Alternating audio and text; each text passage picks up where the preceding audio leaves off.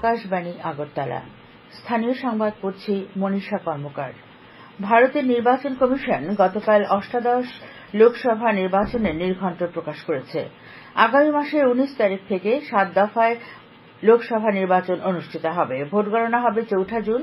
প্রথম দফায় 102টি আসনের জন্য 19 এপ্রিল, দ্বিতীয় দফায় 89টি আসনের জন্য 26 এপ্রিল, তৃতীয় দফায় 7 মে 94টি আসনে ভোট গ্রহণ অনুষ্ঠিত হবে এবং 13 মে 96টি আসনে চতুর্থ পর্বে ভোট গ্রহণ হবে। পঞ্চম ধাপে 49টি সংসদীয় আসনে 20 মে ভোট হবে। ষষ্ঠ দফায় 57টি আসনে ভোট হবে 25 মে এবং শেষ তথা সপ্তম ধাপে 57টি লোকসভা আসনে ভোট হবে 1 জুন। পশ্চিম ত্রিপুরা আসনে 19 এপ্রিল এবং পূর্ব ত্রিপুরা আসনে 26 এপ্রিল ভোট হবে। রামনগর বিধানসভা কেন্দ্রের উপনির্বাচনের ভোটও নেওয়া হবে 19 এপ্রিল। সাধারণ মানুষ ও রাজনৈতিক দলের সহযোগিতায় নির্বাচন সুষ্ঠুভাবে সম্পন্ন করা হবে। গতকাল সন্ধ্যায় পশ্চিম ত্রিপুরা জেলার জেলাশাসকের কার্যালয়ে এক সাংবাদিক সম্মেলনে একথা জানান জেলার নির্বাচন আধিকারিক তথা পশ্চিম ত্রিপুরার জেলাশাসক ড বিশাল কুমার। তিনি বলেন, পশ্চিম ত্রিপুরা আসনে ও রামনগর বিধানসভা কেন্দ্রের উপনির্বাচন আগামী 19 এপ্রিল অনুষ্ঠিত হবে।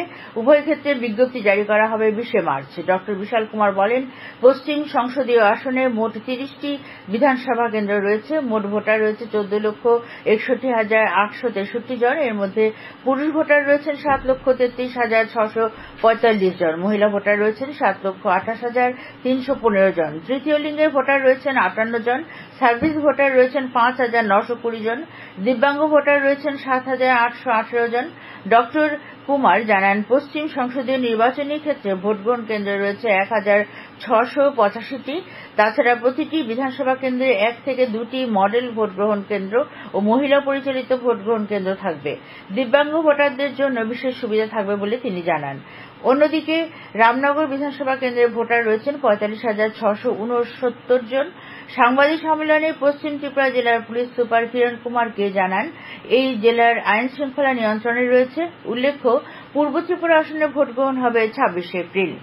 ভারতের নির্বাচন কমিশন গতকাল 7 রামনগর বিধানসভা আসনের উপনির্বাচনের নির্ঘণ্ট ঘোষণা করেছে। ভারতের নির্বাচন কমিশনের নির্ঘণ্ট অনুসারে আগামী 19 এপ্রিল 7 রামনগর বিধানসভা কেন্দ্রের উপনির্বাচনের ভোট গ্রহণ করা হবে। 20 মার্চ নির্বাচনের বিজ্ঞপ্তি জারি হবে। প্রার্থীদের মনোনয়নপত্র জমা দেওয়ার শেষ দিন হচ্ছে 27 মার্চ। মনোনয়নপত্র পরীক্ষা নিরীক্ষা করা হবে 28 মার্চ। মনোনয়নপত্র প্রত্যাহারের শেষ দিন হচ্ছে 30 মার্চ। ভোট গণনা হবে 4 জুন। নির্বাচন প্রক্রিয়া সম্পন্ন হবে 6 জুন। এর আগে অতিরিক্ত মুখ্য নির্বাচন আধিকারিক উষা জেনমগ এক প্রেস রিলিজে এ সংবাদ জানিয়েছেন। নির্বাচন কমিশনের নির্ঘণ্ট অনুযায়ী পশ্চিম ত্রিপুরা লোকসভা আসনের নির্বাচনের বিজ্ঞপ্তি জারি করা হবে 20 মার্চ। ওই দিন থেকে মনোনয়নপত্র গ্রহণের কাজ শুরু হবে। মনোনয়নপত্র গ্রহণের শেষ দিন 27 মার্চ। এরপর দিন অর্থাৎ 28 মার্চ মনোনয়নপত্র স্ক্রুটিনি করা হবে। মনোনয়ন প্রত্যাহারের শেষ দিন 30 মার্চ। ভোট গ্রহণ 19 এপ্রিল।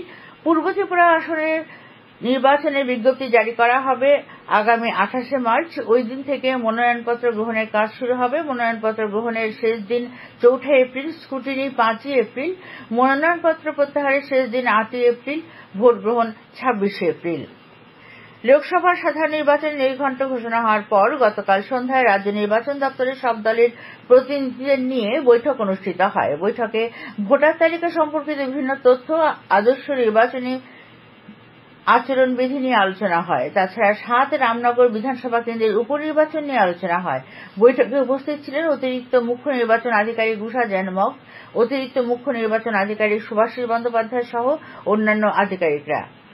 লোকসভা নির্বাচনের নির্ঘণ্ট ঘোষণা হওয়ার পর পশ্চিম ত্রিপুরা জেলায় শান্তি শৃঙ্খলা বজায় রাখতে গতকাল রাতে পশ্চিম ত্রিপুরা জেলা পুলিশ সুপার কিরণ কুমার কে নেতৃত্বে পুলিশ ও কেন্দ্রীয় আধা সামরিক বাহিনী যৌথভাবে ফ্ল্যাগ মার্চ করে। পুলিশ সুপার জানান, কোন রকম অপ্রীতিকর ঘটনা রুখতে এখন প্রায়ই ফ্ল্যাগ মার্চ করা হবে। প্রাক্তন আইএএস আধিকারিক নবনীত কুমার সেহগাল গতকাল প্রসার ভারতীর নতুন চেয়ারম্যান হিসেবে দায়িত্বভার গ্রহণ করেছেন। শ্রী সেহগাল ইউপি ক্যাডারের 1988 ব্যাচের একজন অবসরপ্রাপ্ত আধিকারিক। তিনি সূর্যপ্রকাশের উত্তরসূরি হিসেবে এই দায়িত্ব নিলেন। ত্রিপুরা মধ্যশিক্ষা পরিষদ পরিচালিত মাধ্যমিক পরীক্ষায় গতকাল ছিল নতুন সিলেবাসের science, biology, science, physics, chemistry ও মাদ্রাসা আলিমের সিলেবাসের science, biology, science, physics, chemistry পরীক্ষা। সবকটি পরীক্ষা কেন্দ্রে শান্তিপূর্ণভাবে পরীক্ষা সম্পন্ন হয়। মধ্যশিক্ষা পর্ষদের সভাপতি ধনঞ্জয় গণচৌধুরী ওই দিন কয়েকটি পরীক্ষা কেন্দ্র পরিদর্শন করেন। আবহাওয়া দপ্তর থেকে প্রাপ্ত খবরে জানা গেছে, আজ আকাশ প্রধানত পরিষ্কার থাকবে। ভোরের সর্বনিম্ন তাপমাত্রা ছিল 20.8 ডিগ্রি, দিনের তাপমাত্রা থাকবে 32 ডিগ্রির কাছাকাছি। বৃষ্টিপাতের কোনো সম্ভাবনা নেই। স্থানীয় সংবাদ এখনকার মতো শেষ হলো।